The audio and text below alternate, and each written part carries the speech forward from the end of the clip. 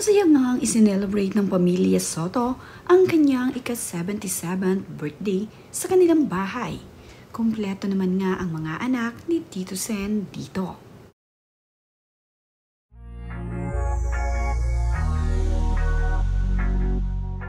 Isinelebrate nga ni Tito Soto sa kanilang bahay ang kanyang ika-77th birthday.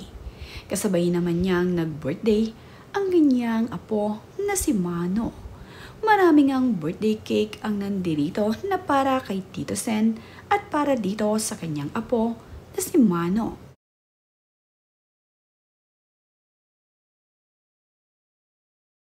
Kumpleto naman nga ang mga anak ni Tito Soto sa kanyang birthday celebration dito sa kanilang bahay. Makikita nga dito na nandirito ang kanyang mga anak. Sama-sama nga silang kumakain sa isang long table. Wala naman dito ang kapatid ni Tito Sen na si Maru at Big Soto. Ang tanging naririto nga ay itong si Bal Soto. Nasa Taiwan kasi ngayon itong si Big at ang kanyang kapatid na si Maru. Binati naman ni Shara Soto ang kanyang tatay Tito ng happy birthday. Ayon nga sa post ni Shara Soto ay, "Happy birthday, tatay. You're my hero. Always have been, always will be.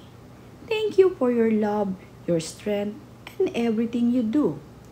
Wishing you the happiest day and a year full of joy. We love you so much."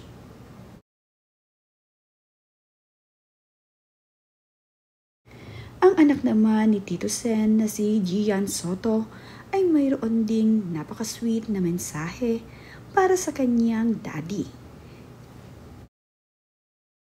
A blessed happy birthday, Dad. Araw-araw po akong nagpapasalamat sa Diyos sa pagbibigay niyo sa akin ng isang tatay na walang katulad. Mahal na mahal po namin kayo, Dad.